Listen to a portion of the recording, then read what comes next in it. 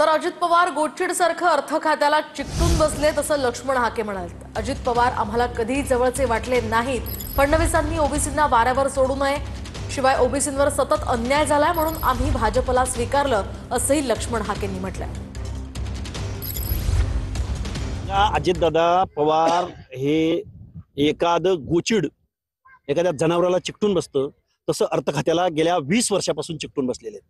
त्यामुळे अजितदादा पवार हा सामाजिक असंवेदनशील माणूस आहे। त्यांना गावगाडा वगैरे सोशल जस्टिस याचं काही देणं घेणं नाही। हा सत्तेतनं पैसा आणि पैशातनं सत्तावाला माणूस अजितदादा पवार आहे। अजितदादा पवार आम्हाला कधीच जवळचे वाटले नाहीत। त्यामुळे देवेंद्र फडणवीस साहेब, आम्ही तुमच्याकडे बघून आम्ही तुम्हाला मतं दिले, तुम्हाला मुख्यमंत्री केलंय, ओबीसीला वाऱ्यावर सोडू नका। हे बघा, फडणवीस साहेबांना आमची विनंती आहे की आम्हाला हे सरंजामदारवादी किंवा ही जे भांडवलवाले लोक आहेत, पवार, पाटील, देशमुख, या लोकांनी ओबीसीवर अन्याय केला म्हणून आम्ही भाजपला स्वीकारलेलं आहे। इथून पुढच्या कालावधीमध्ये महाराष्ट्राचं राजकारण, महाराष्ट्राचं तोरण आणि महाराष्ट्राचं धोरण या महाराष्ट्रामधल्या 18 पगड जाती ठरवतील।